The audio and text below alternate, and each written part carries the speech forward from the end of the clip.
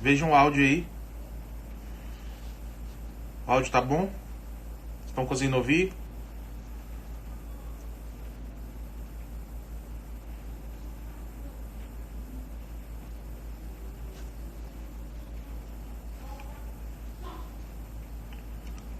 Tá tranquilo aí?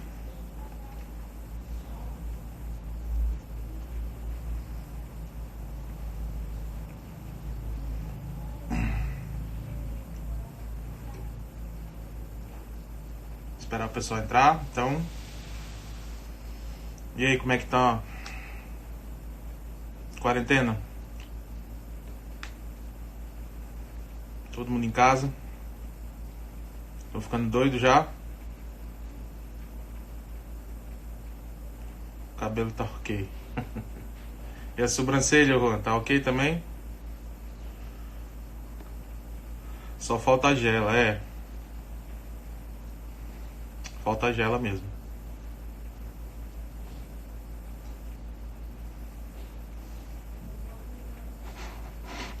Falta a gela.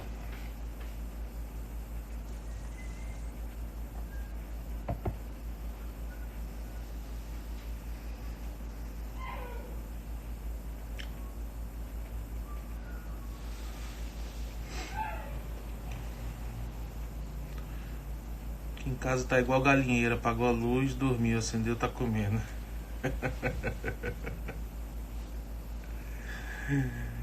Tá no grupo de risco. É, o Paiva tá no grupo de risco mesmo, hein?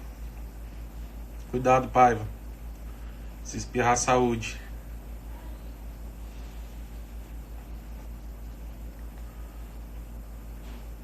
Se tiver algum problema, tá? No áudio ou na transmissão, se der algum travamento, vocês me avisem aí, tá? Que aí a gente repete. Ontem eu estava quase encarando meu sofá. É. Normal. Tempos de muita reflexão.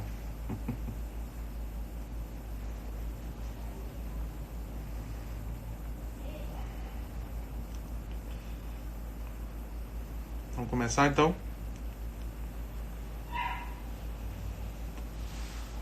Vale pra ti também, hein, Juan? Se comportar, pelo menos na live. Se comportar.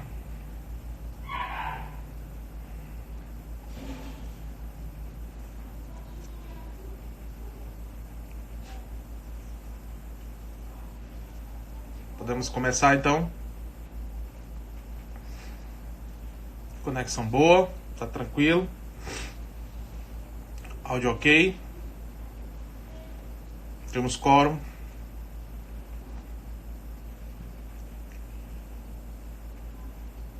Não, tá aqui a outra, meu filho.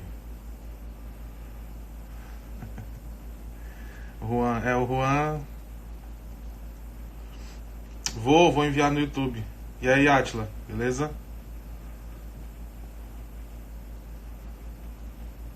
Ano que vem. Ok. Temos quórum, vamos começar então.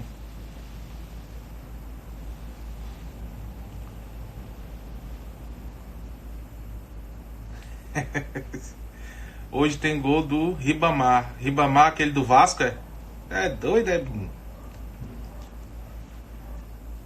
Vai pro YouTube. Vou salvar, vai pro YouTube. Fiquem tranquilos. Ribamar. Vamos parar de falar do Vasco aí, por favor, tá? Bom, meus caros, hoje nós vamos falar sobre, né, na nossa última aula, nós falamos sobre o reprovamento desse do Ribamar. Vamos falar sobre... Nós falamos na última aula sobre ações possessórias, né? Foram possessórias nosso último encontro até o surgimento aí dessa quarentena. Todo mundo em casa. Então hoje falaremos sobre um procedimento novo, que é a dissolução parcial de sociedade. E também a gente vai começar a falar sobre inventário e partilha, tá? Então hoje nós vamos falar sobre dissolução parcial de sociedade e depois nós vamos começar a falar sobre inventário e partilha. Eu vou passar algumas premissas básicas do procedimento de inventário, tá? Vocês estiveram no ano passado, né? Estudaram sucessões, então você já tem mais ou menos noção aí do que é o inventário, alguns institutos básicos. E aí hoje a gente começa a falar um pouco sobre inventário, para depois, na aula que vem, né, a gente marca aqui já uma próxima live para a gente finalizar o conteúdo. Eu preparei também um material escrito para vocês, para mandar. Vou mandar um material escrito e vou mandar também uma atividade, beleza? Vamos começar então falando sobre dissolução parcial de sociedade, tá? Eu peço que vocês estejam aí com o código na mão. Quem anota, quem gosta de anotar, fiquem com o caderno na mão aí também, que eu vou passar algumas informações. E aí vai ser muito importante que vocês tenham, que vocês escrevam essas informações, tá? Dentro do código de processo, mantenham o código aberto aí. Dentro do código de processo, procedimento de dissolução parcial de sociedade, ele começa no artigo 599 do Código de Processo Civil. 599. Beleza? Tranquilo? Então tá. O que seria a dissolução parcial de sociedade? Primeiro eu vou contextualizar vocês, eu vou explicar para vocês qual é a situação que gera esse procedimento de dissolução parcial de sociedade. Primeiro imagine que nós temos uma sociedade, né? O nome já diz, você vai dissolver a sociedade. Então você tem uma sociedade empresária. Você tem uma sociedade empresária, tá? Ela pode ser uma sociedade limitada, ela pode ser uma SA, ela pode ser uma Eireli, tá? Você tem uma sociedade. Dentro dessa estrutura de sociedade, geralmente, né, a exceção da Eireli e do empresário individual, as outras sociedades, elas têm as figuras dos sócios, tá? Então, muito cuidado. Quando eu falo de dissolução parcial de sociedade, eu estou falando de uma sociedade em que nós temos sócios, tá? Então não entra nesse rol o empresário individual, que inclusive os seus bens se confundem, e a figura da Eireli, que é o empresário individual, mas com a responsabilidade bloqueada, limitada, ali, a criação ali de 2013, a lei de 2012, tá bom? Então, imaginemos então a existência de uma sociedade. Nós temos uma sociedade, né, vários sócios. Então vamos imaginar aí a figura de... o cara entra na live para falar de Vasco, pelo amor de Deus. Vamos imaginar a figura de 4 sócios. Nós temos 4 sócios. E aí o código ele vai trazer uma situação em que você vai ser necessário o ajuizamento dessa ação. Primeiro ponto que eu quero que vocês anotem, a primeira premissa da aula é a seguinte: só vai haver dissolução parcial de sociedade quando nós estivermos diante de uma situação em que há conflito entre os sócios, tá? Para que exista a dissolução parcial de sociedade, é necessário o conflito, tá? Porque se não houvesse conflito, poderia ser feito por via extrajudicial, beleza? Bastaria, então, uma alteração no contrato social para você excluir aquele sócio. Então, pressupõe-se que na dissolução parcial de sociedade você tem um conflito entre os sócios. Beleza? E qual é o conceito de dissolução parcial de sociedade? Qual é o objetivo? O objetivo é romper a estrutura jurídica da sociedade, retirando um dos sócios. Então você tem a retirada de um dos sócios da sociedade, mantendo a personalidade jurídica. Você retira um dos sócios, mas mantém a estrutura, o nome fantasia, o CNPJ, você mantém isso dentro da estrutura da sociedade. Pois é. É uma aula que vai envolver muito essa questão de direito empresarial, tá? Então você tem ali a existência de uma sociedade, e aí a dissolução ela serve para romper a personalidade jurídica, romper em relação a um dos sócios, mas manter ela da forma que ela no status quo, né? Manter ela dentro do sistema que ela já existia. Então, 3 são as situações que podem ocorrer em que vão poder gerar aí a possibilidade da dissolução parcial de sociedade. Tá? O 599 ele abre com o primeiro inciso falando justamente dessas possibilidades. Então você tem a ação de dissolução parcial de sociedade e aí ele fala do objeto. O caput do 599 já vem trazendo o objeto. E aí nós temos uma situação de resolução empresarial em relação a um dos sócios. Tá? Então a resolução da sociedade empresária contratual ou simples em relação ao sócio falecido, excluído ou que exerceu o seu direito de retirada ou recesso. Esse procedimento ele é um procedimento simples. Basta que você entenda quais são as situações em que vai poder ocorrer a dissolução parcial de sociedade e quais são e quem são os legitimados para propor essa ação. Tá? Então a gente vai focar a aula de hoje especificamente nas situações em que podem ocorrer a dissolução e focar também em quem são os legitimados. Muita atenção, na prova passada, na prova da OAB, agora a última prova, quem fez aí com certeza deve ter se deparado com essa questão, né, que era uma questão que era de dissolução parcial de sociedade. Uma questão muito simples, tá? Uma questão muito simples, muito fácil, mas que se você não teve contato ainda com a disciplina, infelizmente, né, se torna difícil. Então imaginem lá uma situação. Nós temos a sociedade, 4 pessoas, e uma das pessoas morre. Tá? Um dos sócios vem a óbito, bate as botas, morreu. Beleza? Vejam bem. É possível, então, que dentro da estrutura contratual da empresa não haja a figura da sucessão processual. Tá? Sucessão processual vocês devem ter estudado em direito empresarial. Então anotem isso. A dissolução parcial de sociedade, nesse caso, ela vai ocorrer quando não tiver previsão contratual de sucessão empresarial. Então aquela pessoa que morreu, os seus descendentes, seus herdeiros, eles não vão assumir o lugar do empresário, do sócio, dentro da estrutura da empresa. Tá? E isso é muito comum hoje em dia. Muito comum.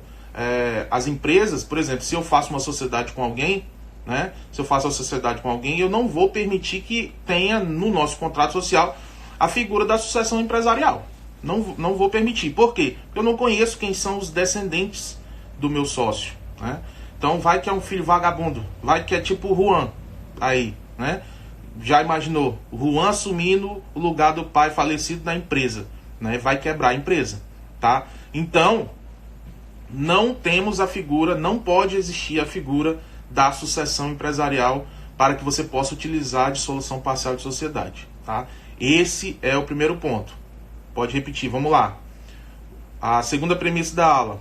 Para que você tenha a possibilidade de ajuizar a ação de dissolução parcial de sociedade, não pode haver a figura da sucessão empresarial.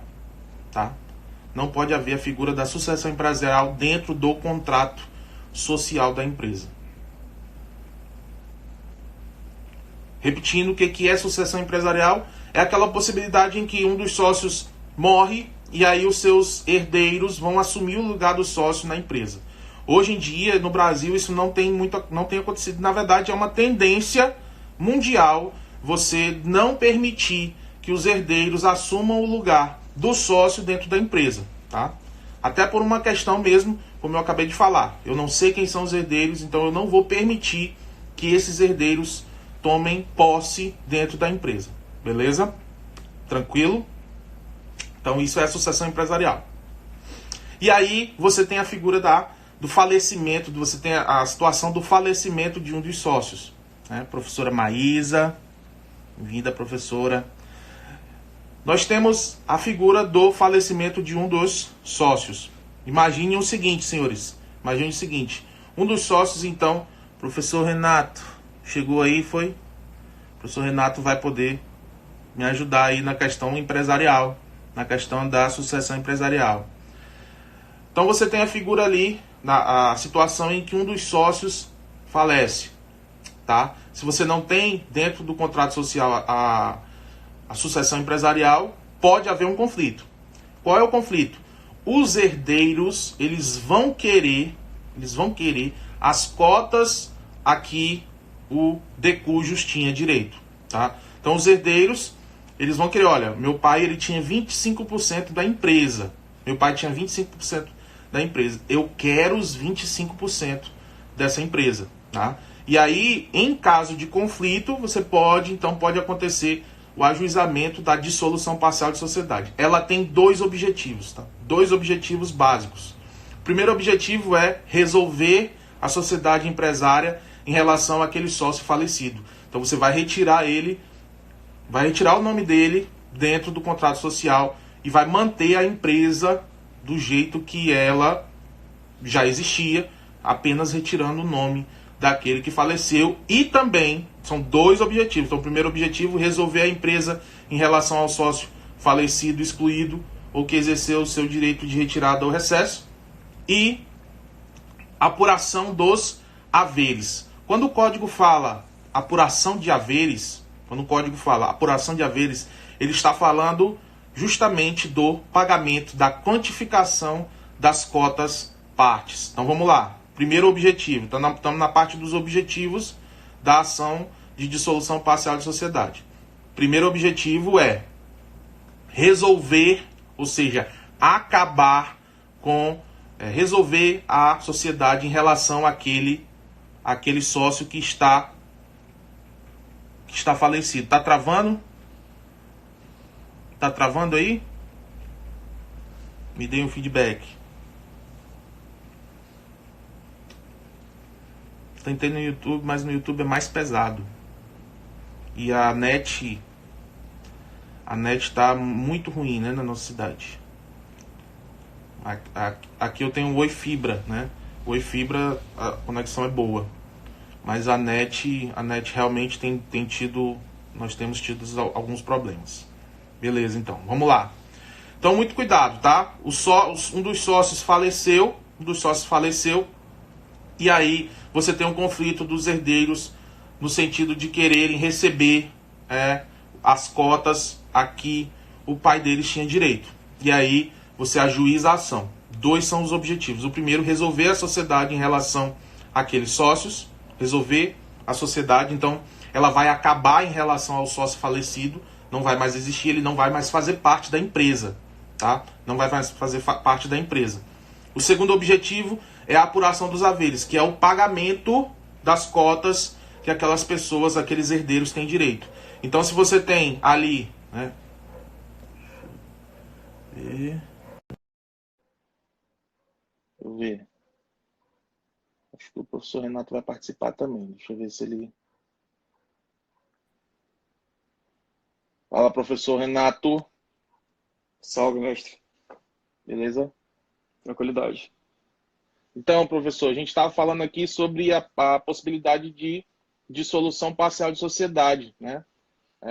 No sentido de que a empresa, né, a sociedade empresária, ela vai ser resolvida em relação àquele sócio, né? E aí eu estava falando para ele sobre a situação da sucessão empresarial, né?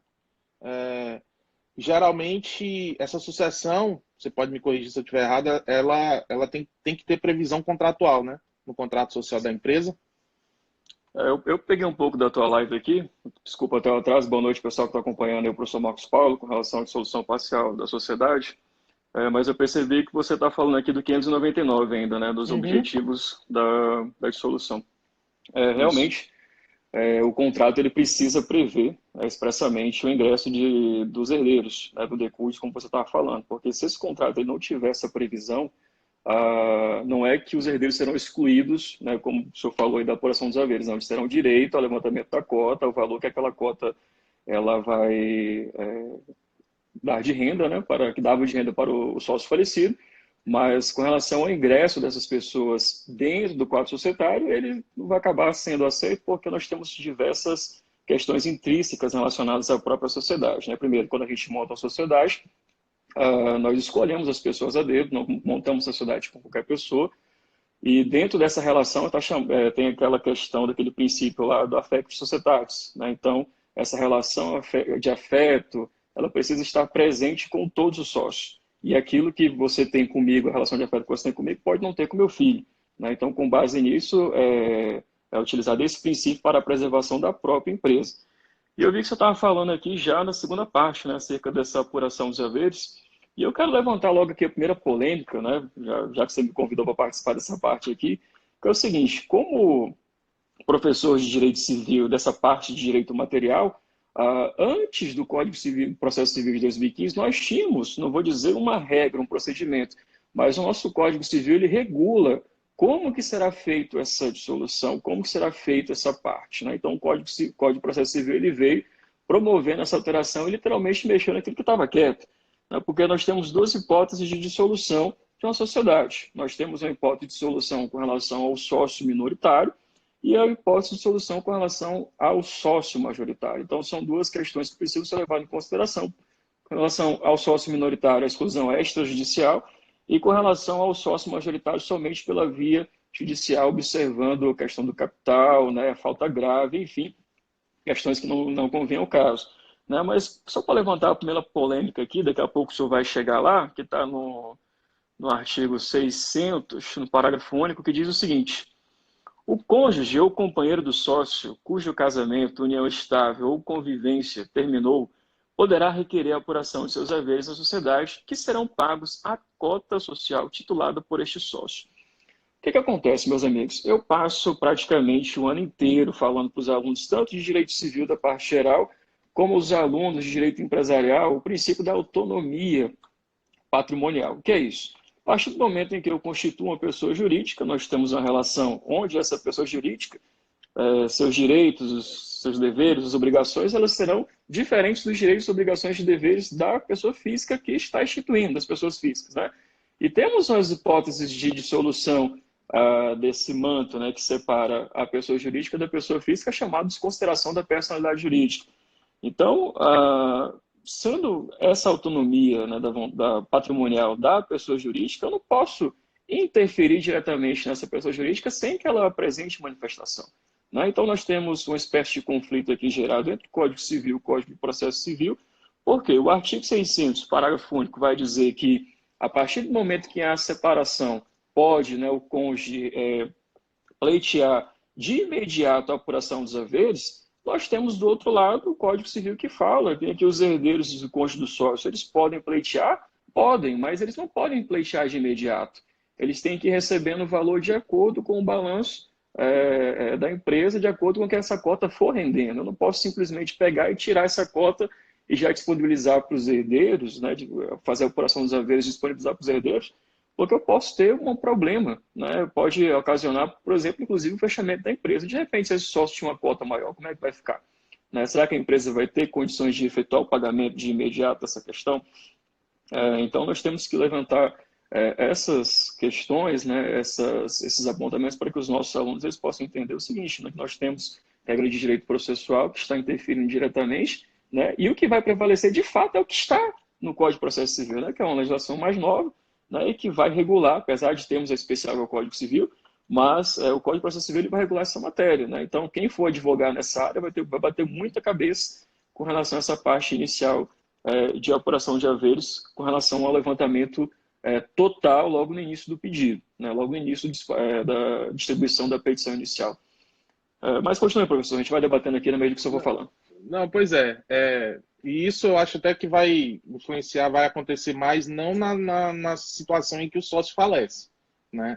Mas na situação em que ele é excluído ou até exerce seu direito de se retirar da sociedade e aí já vai e cobra. Realmente o código ele é bem direto e ele não prevê esse tipo de situação.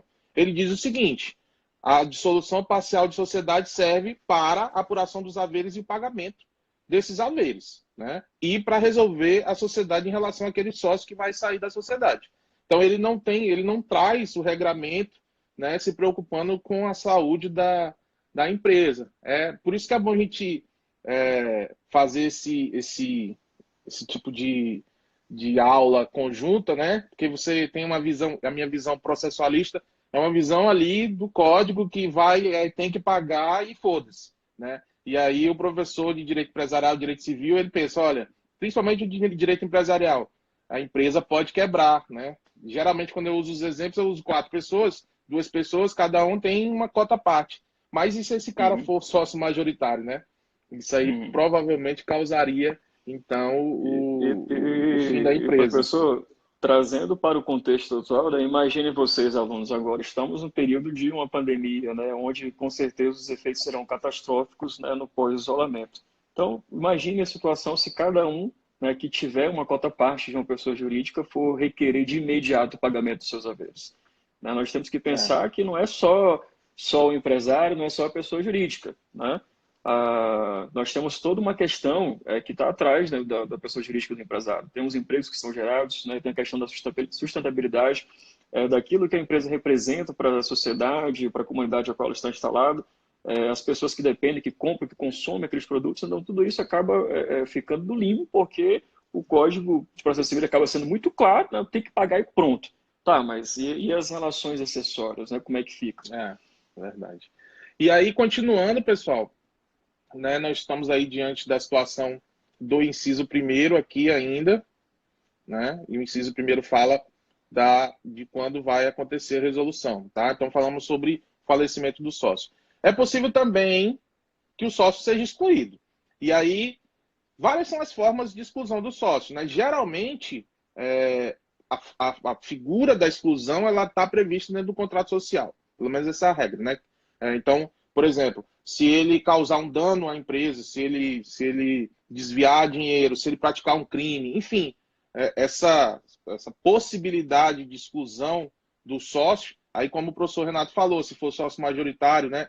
Se for sócio minoritário, pode ser feito via extrajudicial, se for sócio majoritário, pela via judicial, porém, é uma exclusão. E dentro dessa situação de exclusão, seja ela por via judicial, seja ela por via extrajudicial, mesmo assim, aquele sócio que foi excluído, ele ainda tem o seu nome lá, o seu nome vai ser retirado do contrato social, vai acabar a empresa em relação a ele, mas ele vai ter que receber esse valor que ele ainda tinha direito, né? Os livros eles trazem até o seguinte exemplo: imagine um cara que desviou dinheiro da empresa, então ele tinha direito a mais ou menos R$ 1 milhão, e aí ele desviou a sua cota à parte equivalia, né, sem a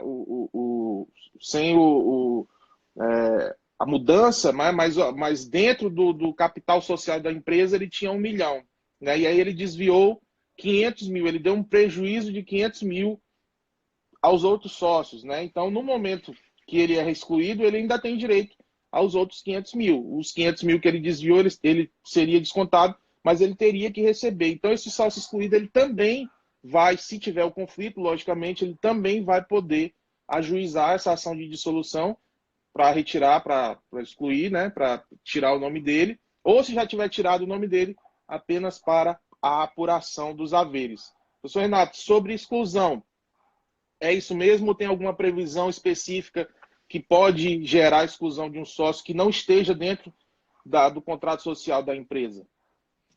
Bem, a regra geral é o que consta no contrato social, É né? a lei Então, da empresa, né? quando é a lei da empresa, é o que consta no contrato social. Essas formas de exclusão do sócio, elas precisam estar previstas, tá? Mas como forma de amparo, caso o contrato tenha sido redigido de forma atécnica, né? De forma, enfim, não tão precisa, o Código Civil ele vai regular, então, as formas de modalidade de exclusão, sendo que você pode excluir o sócio minoritário pela via administrativa, claro, né? Que dentro dessa exclusão, quero relembrar os alunos aqui, que precisam ser respeitados devido processo legal, ampla defesa e contraditório, tendo em vista que, diante daquela constitucionalização do direito civil, né, a tese lá do professor Gilmar Mendes, o ministro Gilmar Mendes, então acaba vinculando o processo, né, do devido processo legal dentro também dos processos administrativos. O que seria uma forma de exclusão desse sócio? A falta grave, né, como o professor Marcos falou aí, o sócio está pegando dinheiro, está desviando dinheiro, o sócio ele abre uma outra pessoa jurídica para explorar a mesma atividade, né, com preços mais baixos, utiliza do conhecimento que ele tem para fazer uma concorrência desleal, começa a demitir funcionários de forma deliberada, contrata funcionários de forma deliberada, age além daquilo que o contrato social prevê, além dos poderes que ele possui. Então, todas essas são formas de exclusão via judicial. Já a exclusão judicial, né, o sócio majoritário, então, quando ele trouxer prejuízo para a continuidade do negócio, o artigo 1033 do Código Civil, ele vai colocar as hipóteses, então, de exclusão deste sócio majoritário, que somente poderá ser feito pela via judicial. Né? E aqui só uma, não vou dizer brincadeira, mas uma lembrança que eu sempre trago em sala de aula é a seguinte: o sócio majoritário, ele pode muito, mas não pode tudo. Tá? Então, aquela historinha que a gente vê nos filmes, nas novelas, né, de que eu sou majoritário, sou dono, eu vou... Não, não é bem assim. Né? O minoritário, ele também tem as possibilidades de exclusão, pensando, obviamente, no princípio da preservação da empresa. Perfeito. Então, nós temos então a possibilidade da exclusão para apuração dos haveres. A terceira, mais polêmica, inclusive, né, é quando o sócio exerce o seu direito de retirada ou recesso. Então, eu sou sócio de uma empresa, eu não quero mais estar na empresa, eu quero sair da empresa, eu não quero mais trabalhar, eu quero só receber o dinheiro, e aí eu sei que a minha cota-parte naquela empresa, se eu sair agora, já vai servir para que eu possa viver o resto da minha vida tranquilo. Então, eu posso fazer isso de forma dolosa, né? Exerço meu direito, porque nenhum sócio pode ser obrigado a ficar ficar dentro de uma sociedade, então ele tem o direito de retirada. Porém, quando ele exerce esse direito de retirada, mesmo que seja um recesso, ele vai ter direito de, em caso de conflito, logicamente, ele vai ter direito de cobrar a cota-parte que ele tem direito. E aí, a grande polêmica desse procedimento é justamente essa terceira possibilidade. Por quê? Porque o sócio pode fazer isso de forma dolosa para inviabilizar o exercício ali da empresa. E aí inviabiliza, por quê? Porque o código, ele, como nós já havíamos falado, ele é claro, ele não deixa brecha no sentido de que você vai poder cobrar, e aí nós vamos ver mais à frente aqui, que inclusive quando é feito, né, existem dois casos, duas possibilidades de ajuizar a ação de dissolução. A primeira é quando você tem conflito, tá? Então isso aí ficou bem claro, anotem isso aí, quando tem conflito. A segunda possibilidade é quando é consensual, porém no prazo de 10 dias eles não fazem a alteração contratual e não fazem o pagamento, tá? Então o código ele dá um prazo de 10 dias para você, para a empresa, para a sociedade, fazer o pagamento da cota. O professor Renato começou a falar dele falando que teria que ser feito um estudo, enfim. Não, no caso do código ele fala o seguinte: pode ser consensual, né? Então foi feita a alteração contratual, mas não foi feito o pagamento. Ou dentro daquele acordo não foi feita a alteração contratual dentro daquele prazo de 10 dias. Se isso não for feito, aí você vai poder, então, ajuizar a ação de dissolução parcial de sociedade contra os outros sócios.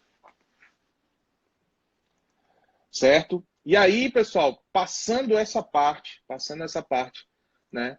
Essa parte das três situações, caiu uma questão na prova passada, na prova da OAB passada, salvo engano, era uma situação de um sócio que havia falecido, né? E aí a resposta era dissolução parcial de sociedade. Bem tranquila a questão. Muito cuidado, tá? Não é ação de cobrança. Os examinadores, geralmente, quando eles vão cobrar isso, eles dizem: olha, qual é a forma que o sócio tem para cobrar a sua cota-parte quando ele é excluído. Já vi muito isso acontecer. Não é ação de execução do contrato social, não é ação de cobrança, é a ação de dissolução parcial de sociedade. É uma pegadinha que sempre cai, e aí vocês têm que ficar ligados, caiu na OAB, né? E aí quem tinha lido essa parte se deu bem, porque é bem fácil, é bem tranquilo esse procedimento. E o segundo ponto importante desse procedimento é a legitimidade para propor a ação de dissolução. Então, é muito importante que os senhores leiam aí o artigo 600, tá? Nós vamos focar no artigo 599 e no artigo 600, que é o objeto e a legitimidade. Então, 600 vai dizer o seguinte: a ação pode ser proposta pelo espólio do sócio falecido quando a totalidade dos sucessores não ingressar na sociedade. Então, nós voltamos aqui, deixa eu ver aqui, peraí, no artigo 605. Calma, a gente vai chegar lá. Vamos ver se a gente vai chegar lá, tá? Tem que aceitar minha entrada na live. Caiu minha conexão, estou tentando reentrar. Não, tu tá na live, macho. Se tu tá colocando mensagem aqui é porque tu tá. Aldenir Paiva. Inclusive comentando. Ele é bom, viu? Então vamos lá. O inciso 1 vai falar do espólio. O espólio do sócio falecido quando a totalidade dos sucessores não ingressar na sociedade. É justamente aquilo que eu falei no começo da nossa live, tá?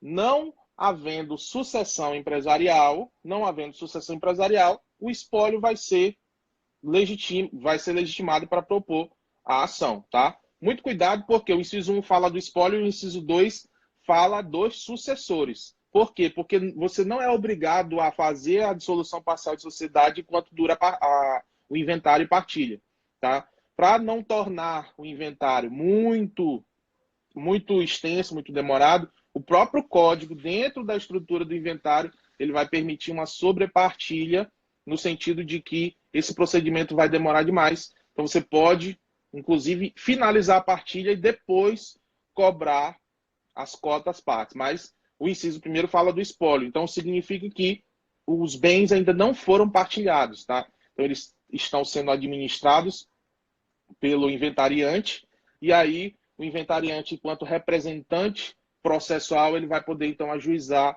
a ação de dissolução parcial de sociedade, no caso do sócio falecido.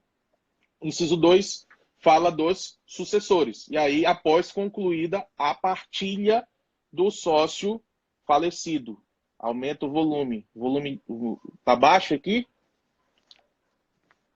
Tá baixo? Compra um aparelho de audição. Meu Deus, é um cutucando o outro aí, né? São tirados, viu? Eles são bons, meu amigo. Aumentem aí o volume de vocês. Estão ouvindo? Tem que ficar gritando ou não? O volume tá ótimo. Aí, ó. Ih, rapaz, eu tô vendo que é coisa desses caras. Perdeu. Internet discada aí. É o Paiva. O Paiva tá. O Paiva primeiro disse que não tava na live, né? Comentando aqui na live, não tava. Dizendo que não tava. É a idade, meus amigos. Coitado, né? É a idade. Então, veja bem. Então, nós temos duas situações. A primeira situação é que tem um espólio. O espólio pode ajuizar a ação de dissolução, mas ele pode esperar. Você pode esperar terminar a partilha, terminar o inventário, ter a partilha. E aí, os sucessores, depois de realizada a partilha, eles podem, então, ajuizar a ação. Essa ação ela pode ser feita também pela sociedade, tá? Se os sócios sobreviventes não admitirem o ingresso do espólio ou dos sucessores do falecido na sociedade, quando esse direito decorrer de contrato social. Então, imagine a seguinte situação. Oi? Só um minutinho aqui antes de você passar para a sociedade, né, já que a gente está falando para futuros advogados, né, acadêmicos aqui do quinto ano. Meus queridos, com relação a essa parte aí dos sucessores e do espólio, é interessante que vocês ingressem praticamente imediato, porque enquanto que o processo de inventário ele vai caminhar por anos e anos a fim, se você esperar a dissolução da sociedade para poder entrar, né, já pelos próprios sucessores, você talvez tenha um prejuízo. Pode ocorrer da sociedade fechar, de o pessoal, enfim, esconder o dinheiro, né? Tudo isso acontece, pode acontecer. Tá? Então, é melhor ter essa previsão, né? Garantir de imediato que entra com através do espólio.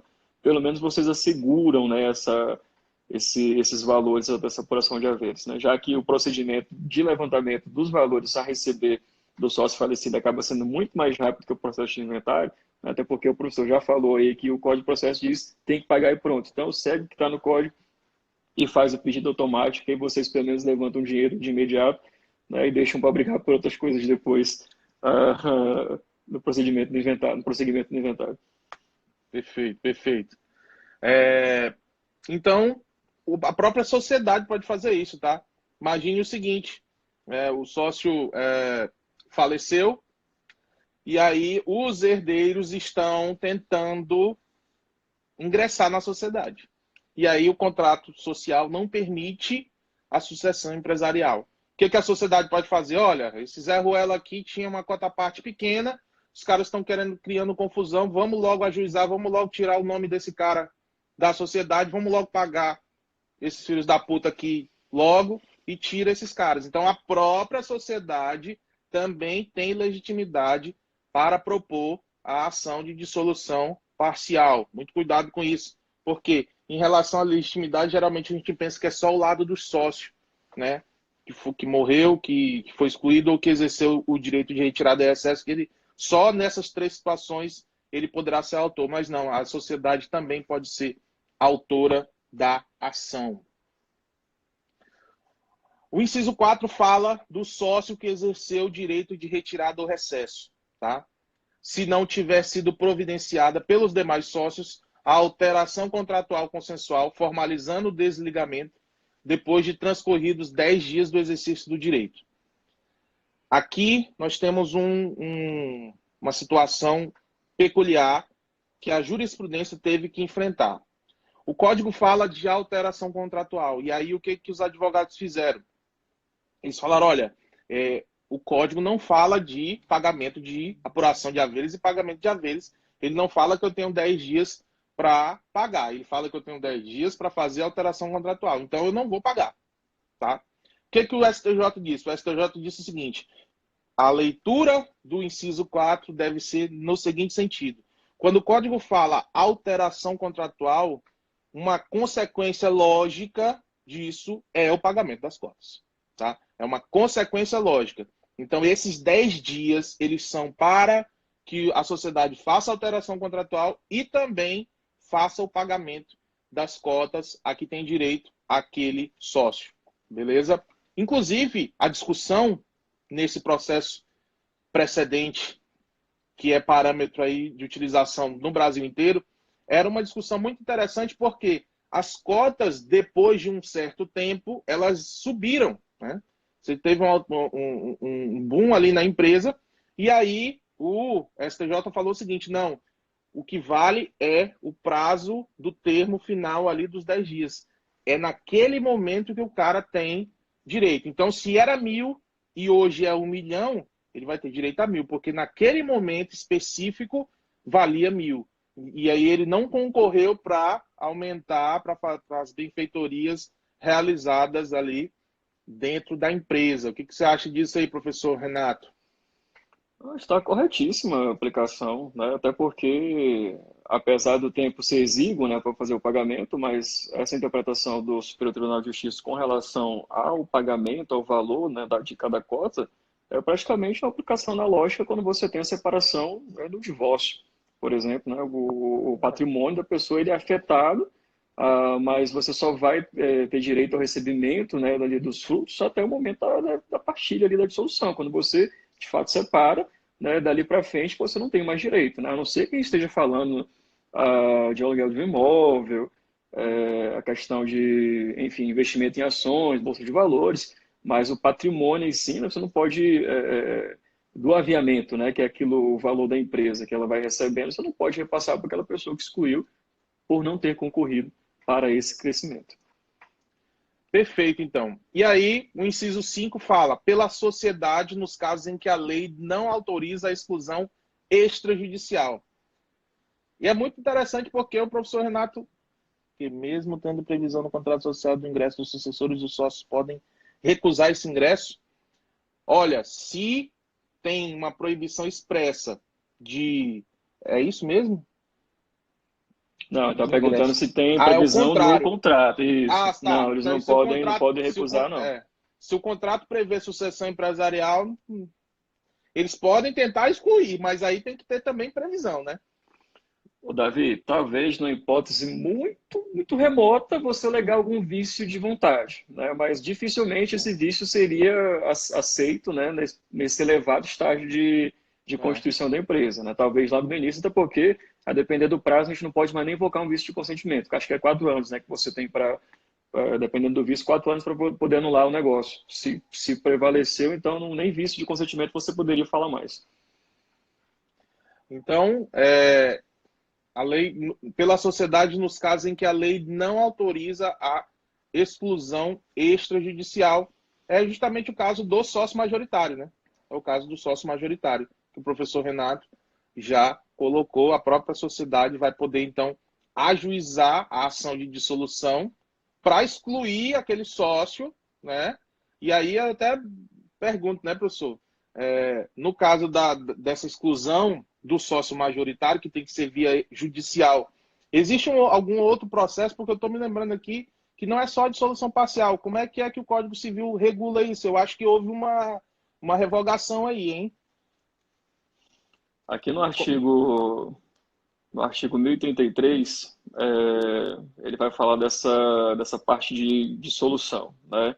Então, você tem, por exemplo, quando um sócio ele é acometido de alguma moléstia, né, de alguma doença, incapacidade superveniente, que proíba ou que dificulte, então, a continuidade do trabalho, ele, de fato, vai ter que ser excluído da sociedade, né? Se ele for empresário individual, por exemplo, a sociedade ela vai ser extinta, né?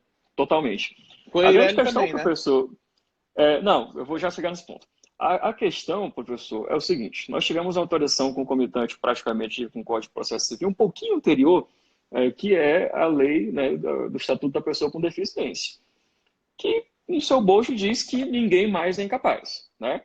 Então, o STJ ele já tinha, inclusive em 2015, deixa eu ver se eu acho que o julgado, ah, no recurso especial 1.203.109 de Minas Gerais, né? De 11/5/2015, data do julgamento, disse que, sendo uma moléstia superveniente, o sócio tinha que ser excluído. Mas nós tivemos em 2016 já a vigência dessa legislação, onde diz que todo mundo é capaz, né? Então, o X da questão para nós, operadores de direito, ficarmos batendo cabeça é como é que fica essa questão desse sócio acometido dessa gravidade, né? E se era o sócio administrador, se era o sócio majoritário, eu não vou poder excluí-lo, porque o Código Civil vai dizer que todo mundo é capaz. Tem 18 anos, independente do tipo de doença que você tenha, você é plenamente capaz, né? Tem a possibilidade daquela tomada de decisão apoiada, onde ele pode escolher duas pessoas para auxiliá-lo nas tomadas de decisões, mas a depender do negócio, né? A depender do tipo enfim, do objeto da sociedade, eu acho que a situação é toda complicada para isso. Ocorre também, professor, como o senhor falou aí, nós tivemos uma alteração.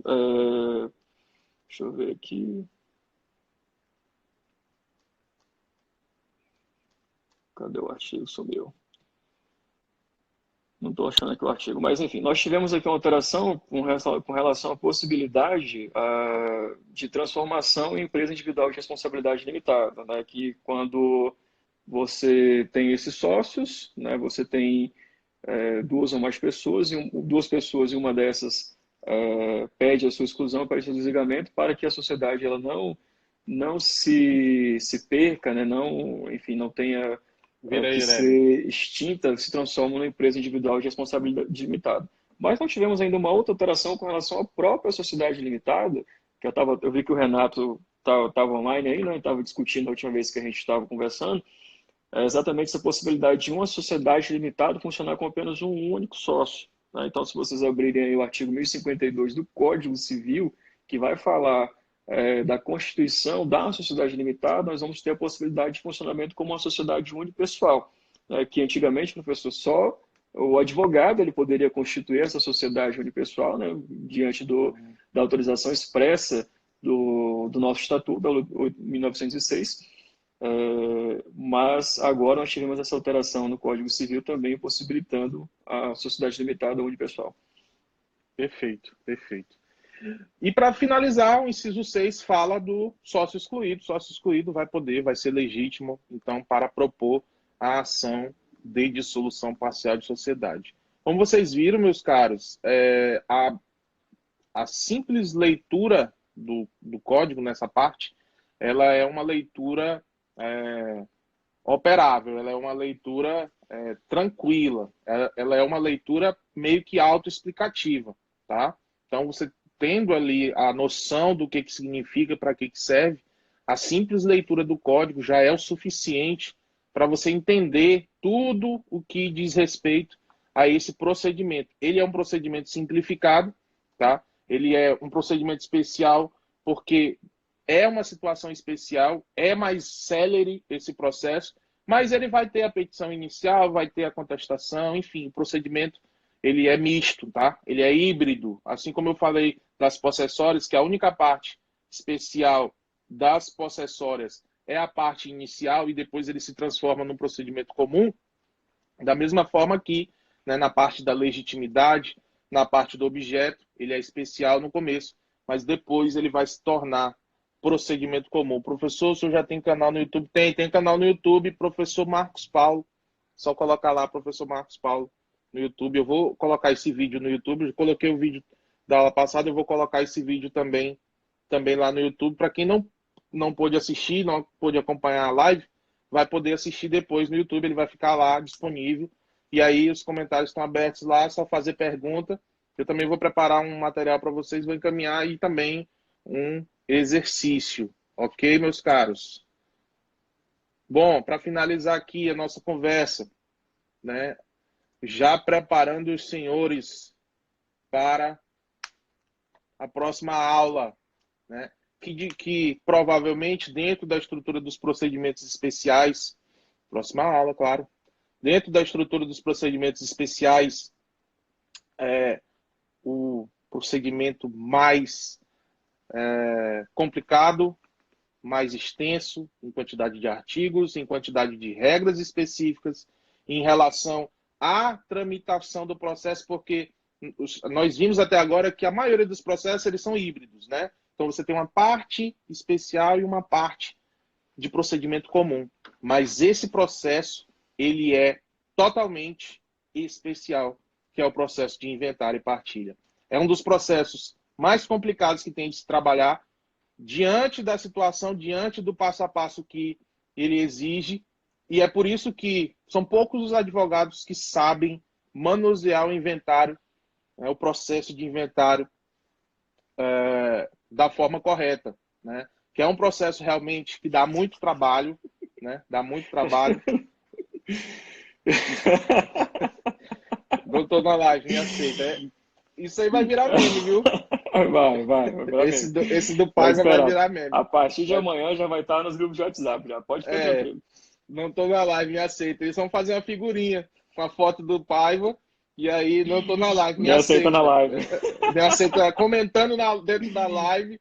Olha, já virou meme aqui, a atualização Faça uma figurinha, faça uma figurinha e me mandem aí do Paiva, viu? Pega uma foto bem feia, não é muito difícil, né? Pegar uma foto feia do Paiva, todas são feias, né? E aí peguem aí, façam aí. Jana, próxima aula, não sei, podemos fazer até no final de semana, se vocês quiserem. Tá todo mundo enclausurado, né? Amanhã eu vou fazer 2. Não, ele não vai participar da... Não, ele não estava não, porque não apareceu aqui. Ele simplesmente digitou aí, disse que não estava na live, né? Não tento defender, não. Deixa o velhinho. Ele queria dar aula com você. Não, ele não pediu para entrar na live, não. Ele estava aqui dentro. Foi burrice mesmo. Então, pessoal, eu vou falar 5 minutinhos aqui para vocês já irem refletindo sobre esse processo. É o inventário, né? O inventário, ele é um processo que pressupõe a morte de alguém, tá? Só que aí o código, e geralmente na prática também, você não chama o morto de morto, né? Você chama ele de que nome, professor Renato? De cujos, carinhosamente. De cujos. O nome do morto no processo de inventário é de cujos, tá? E aí, o objetivo do inventário. Objetivo. Anotem isso, tá, pessoal? Anotem. Saber quais são os bens deixados. Anotem isso. Saber quais são os bens deixados. Saber quem são os herdeiros. Mas isso não deixa o dinheiro, né? Tem a partilha, né? Mas, mas hoje ninguém casa, ninguém namora, né? Só contatinho, né? Então, tá hoje, não tá amanhã, enfim. Vamos lá. Saber quais são os bens deixados. Saber quem são os herdeiros. Saber quais são as dívidas. Saber quais são as dívidas. E no final, dividir o que sobrar entre os herdeiros. Tá? O objetivo do inventário é isso. Saber quais são os bens deixados. Saber quem são os herdeiros. saber quais são as dívidas e no final dividir tudo. Lógico que dentro desse sistema não é tão simples assim. Nós temos um sistema de imposto ali dentro, né? Você tem custas processuais para pagar, mas, num geral, o inventário serve para isso, para pegar o que foi deixado, dividir entre os herdeiros, tá? E aí, quando que começa a sucessão? Vocês já viram isso no ano passado. Já viram isso em direito civil. Quando que começa a sucessão? A sucessão começa com a morte, tá? A sucessão começa com a morte. Beleza? Então, dito isto, senhores, deixa eu ver aqui, antes da gente... dito isso, comecem a ler, tá? Os artigos. Começa no 610. O inventário tem vários artigos, tem mais de 70 artigos. Comecem a ler. Ele é um procedimento diferente. Você, em tese, tem duas petições iniciais, que é a abertura do inventário e depois as primeiras declarações. Então, teoricamente, né, nós temos duas petições iniciais, tá? Mesmo que você faça a abertura de inventário com toda a estrutura de primeiras declarações, você vai ter que apresentar ela novamente, mesmo que seja a mesma petição. Você falando aí, o professor Marcos Paulo, eu e a Maísa tivemos uma situação dessa aí no escritório, né? Porque nós temos alguns processos de inventário e todas as vezes que a gente entra com a petição de abertura do inventário, já prestando as primeiras declarações de compromisso, né? Depois que o juiz nomeia o inventariante, ele pede que de novo seja feita essa petição com as primeiras declarações. Eu não sei se para seguir o rito, né? Você que é professor de processo, pode me dizer que a gente tem uma forma de diminuir os prazos, né? Enfim, os negócios jurídicos processuais, que o juiz ele poderia fazer isso daí para tentar diminuir o tempo da marcha processual do inventário, que nós sabemos que demora muito, mas não, tem que prestar as primeiras declarações, mesmo depois de distribuída a petição inicial, com todas as informações constantes, né? Então é interessante vocês, acadêmicos, se aterem a isso. E eu não sei se vocês tiveram a oportunidade de ver isso completamente ano passado em direito material, né? Porque vocês têm civil 1 apenas... É da FAO, né? Essa turma? É da FAO a turma? Tá. Vocês têm apenas uma aula de civil, né? No quarto ano. Então, seria uma aula por aulas, semana, né? Isso, uma aula por semana. Então, seria correto vocês terem 2 aulas para poder ter esses procedimentos, né, do inventário. Então, dificilmente vocês porque é família e sucessões, né? Família e Exatamente, sucessões, né? família e sucessões. Aí, meu amigo, para trabalhar a família em um semestre é foda. Aí acaba tendo que o professor de processo passar um pouco de direito material para vocês. Que eu não me atualizei ainda, eu chamo de filho ainda, Andressa. Pessoal, o professor Marcos Paulo está se despedindo, agradeço, professor, imensamente o convite, né? Estamos abertos para outras parcerias, tá? Quando quiser lives ou até mesmo sala de aula, quando, se Deus quiser, saímos dessa condição de isolamento, nós não podemos nos confraternizar novamente com os nossos alunos, brincar, né? Dar aula, que é aquilo que a gente gosta de fazer. E ainda persistindo esse quadro que nós estamos vivendo, terça-feira, pessoal, às 19 horas, eu e o professor Leonardo Calixto, nós vamos utilizando o Instagram da OAB, tá? OAB Acre, quem não segue aí. A gente vai dar uma aula sobre contratos, tá? Nós vamos falar sobre esse cenário que nós estamos vivendo do coronavírus, do Covid-19. E aí a gente vai falar das relações contratuais, ruptura, permanência e possibilidade diante desse quadro, tá? Então nós vamos abordar principalmente os contratos de prestação de serviços, como é que fica, o que pode ser feito, como é que fica a inadimplência. Então é muito interessante, caso vocês tenham interesse em participar, só segue o Instagram da OAB, tá? OAB Acre, e terça-feira às 19 horas a gente vai estar falando, está o professor Leonardo Carejo.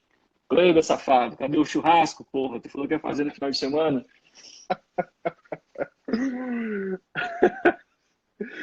É vagabundo ele. Meus amigos, muito obrigado. Meus amigos, muito obrigado, tá? Muito obrigado.